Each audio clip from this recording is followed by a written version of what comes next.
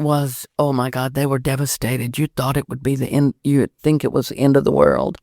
The day that I moved, my brother Eddie did help me move, but I had to just absolutely drag him out of bed, borrow Daddy's truck, and off we went to go move what few things I could, to my apartment.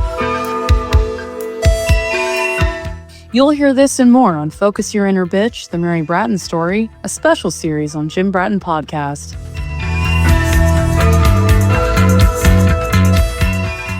This is the Jim Bratton Podcast again, and this is episode 7 of Focus Your Inner Bitch, the Mary Bratton Story.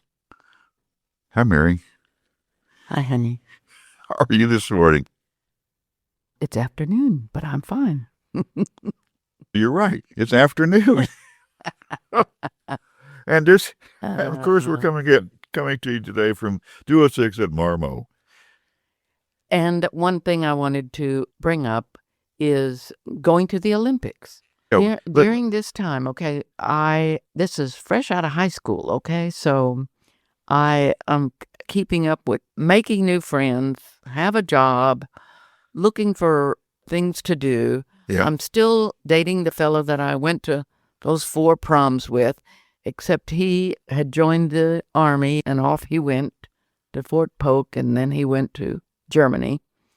Anyway, so I was keeping up with a few Hispanic friends that I went to high school with, and Right. one of them was a hairdresser, and I was keeping up with my non-Hispanic friends, one of which moved to Lake LBJ. Oh, okay. And so I had gone up to Lake LBJ to visit this friend.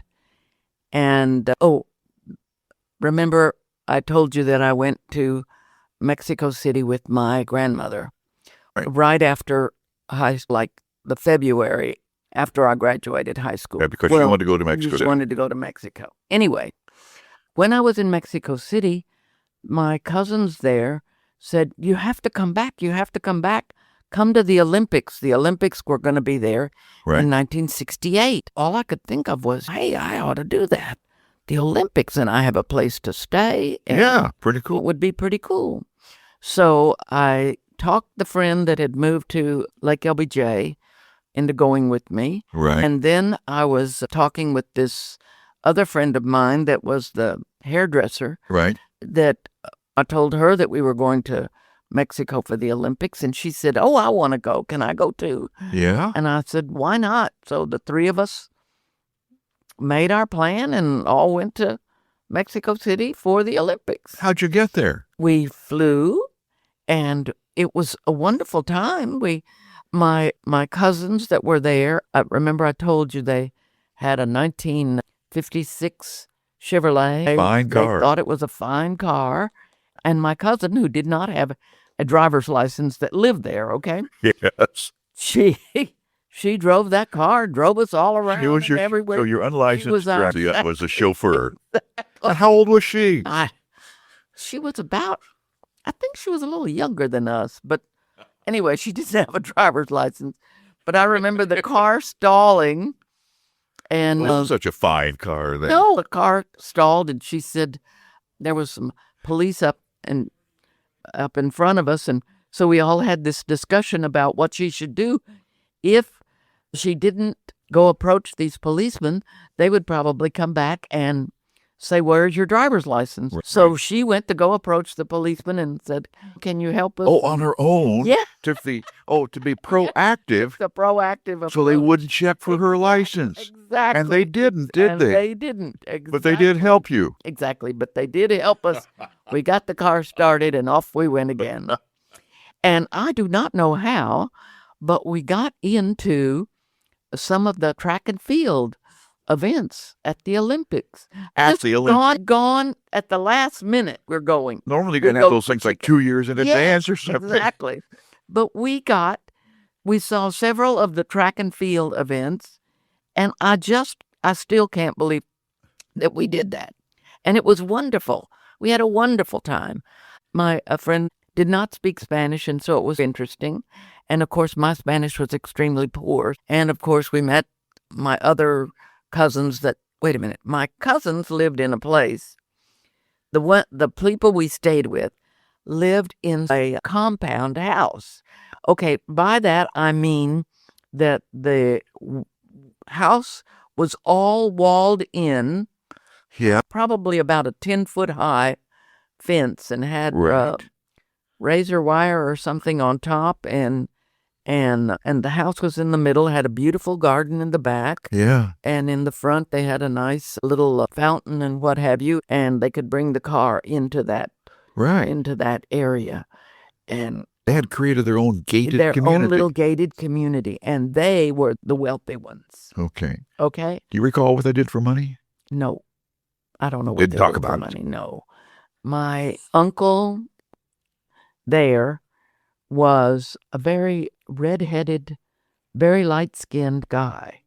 And his aunt was very dark and a small, kind of chubby lady. Yeah. So it was so interesting. And turns out, get this, he, like most Hispanics that are in Mexico, the men had girlfriends. So he had a girlfriend, and the girlfriend had a baby. Yeah. And so when the mother found out about the father's child, she talks to her children, who, let's see, she had at least 2 girls and maybe a boy. I can't remember. Yeah. Anyway, the kids say, "Mother, this is our sister. You have to bring her here and have her live with us so that she can have a better life." Turns out that her better life was almost being a slave to the rest of them. Cinderella. Yes, very Cinderella-ish. So he yes. took her away from her mother. So, yes, exactly. Interesting. But did they have any? was- What about the mother? Was she the I have no idea what about the mother.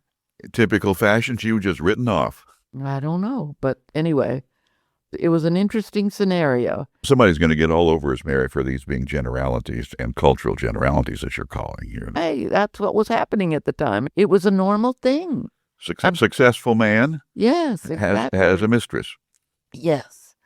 So that was, anyway, it was That was an eye opener to you, wasn't interesting. it? Yes, very much. And the legitimate children of his were all dark complected like their mother. Only this one child that was the Love child. the Cinderella child was very light skinned, and she had blonde hair, and she was a beautiful little girl. It was interesting to me that they treated her that way. Welcomed her in. But welcomed her in. And then took Yes. advantage of her. And then, yes. I'm- They had an aunt that lived there as well. And the aunt, this is all crazy. You had to turn on the hot water heater so that you could have a hot shower. Right. And so they did that. And let's see what else. Oh, while we were there, my Marble Falls friend got a phone call from her husband and her aunt. Yeah. Okay. And we just assumed that something was horribly wrong. They were just calling to tell her to have a good time. So one day, so she just stayed home one day and she had to interface with this Cinderella child. I can't remember what her name was. I think it was Christina. I think In retrospect, Christina. I'm going to have to read the Cinderella story again Yeah. to see if that might be the backstory there. I wonder. I don't know. But in any case, it was a very strange thing that I experienced, and it seemed like the normal thing. And we had other cousins that came to meet us wherever it is we went. My cousin would call them. My cousin from Mexico would call them and let them know where we were going to be. And so we went to some nightclub where these guys were singing in English, and they said, "Now, do you think they speak English?" Because they were singing in English, and we would listen, and it sounded so good. Yeah. So, yeah, I think this one speaks English, maybe. But anyway, it was an interesting So they took you scenario. to an Yes. English language nightclub as a tourist in Mexico. Yes, they wanted us to show us how progressive they were. I'm surprised you didn't take it to a Texas barbecue place while you were there as well. I don't know, but it was interesting. But we spent the whole week there and had a really good time. I can only imagine what fun that must be. That And they it were was. thrilled to have you there, probably. Yes, they were. And I'll have to tell you, my friend that was at Lake LBJ, she had married her sweetheart, who was like 11 or 12 years older than Right. she. So that was a sort of a norm for me. Okay, I'm just putting that in because there's future stories for that. Anyway, when we came back from Mexico with that thing, from the Olympics, my friend with the beauty shop went her way, and we just lost track of each other. Yeah. But my friend from Lake LBJ and I became very close. Wow. And I would run up to Lake LBJ about once a month, and she would come down to Houston about once a month. You were still doing that when we met I know. with your Mustang. I know. Cast iron block E6 Mustang that you had. Oh, anyway. And of course, remember I told you I was still dating that fella from Yeah, what that happened? I went to, and finally I just told him I couldn't do it anymore because he was still supposedly writing to the girl that he went out on me with. So I thought, ditch him. So you didn't give him No, I didn't give him the time of day. I told him I wanted all my pictures back, so I got this huge package because I've been sending him pictures all along. Oh, but let's see, just before then, remember the portrait that I have of me in that white dress? Yes, Okay. yes. I was maid of honor to his cousin because he could not be in the wedding, and so Was he still in overseas? he was overseas in Germany. Yeah. And he asked me if I would do that for her. Even though it was cheating. I didn't know it at the time. So anyway, I did. I was her maid of honor. Maid of honor. Yes. And of course, where did they go to take the photos? They went to Cantu Studio, which was my another cousin's husband. This is on my dad's side. So you had all of the various trades and everything covered then. So when they took pictures, the bride, of course, was the first person that they made sure everything was perfect with. Right. And then they came to me and made sure everything was perfect on me. Everybody else didn't count. I mean, I'm telling you, that's the way it was. And that's why I have such a beautiful portrait. But they still at least they treated you good. Oh, yes. Sometimes the brides ensure that nobody else looks good. Oh. Have you ever noticed that, this is way off the subject, that bridesmaids' outfits, as chosen by the bride, usually are of an inferior appearance to whatever she's wearing? Or they intentionally try to make them ugly? I don't know. Or is that just cynical Jim Bratton? That's cynical Jim Bratton. Okay, what can I say? Anyway, yes, it was So, fun. wow. So I did that for him, and I had a great time just trying to go out and learn things and be things and what have you. Let's see, during that time, I think I also went to what the Catholics were calling a crucio, Yeah, and I met several other Hispanic girls then, yeah. and we became friends. So you're reestablishing And so, yourself yeah, socially. because everything was your friend base is all spread out. Everybody's doing different things. Yeah. So that was sort People of that you have an shared in interesting- common with yes. no longer have that sharing. So it was an interesting time for me. I started going up to Lake LBJ. Right. I got a car. Yeah. Let's see what else. Got a new job. You were moving forward, weren't Yes, you? I was moving forward. I was definitely moving forward. You had very few lateral moves. And I did, let's see, I guess during that time, not quite. I'm trying to remember if that's when I moved away from home. It damn near killed my folks when I moved away from home. But it was in that general sense, was in that that independent general- stage yes. that you had. Because remember what was on TV, the different shows, all the girls Old were Mary Tyler Moore living- kind of stuff. Yes, yeah. exactly. The girls The living independently. independently. And that's what I wanted. I knew what those girls were doing, and God damn it, I wanted to do it too. And I was going to. We're going to wrap up Yes. there.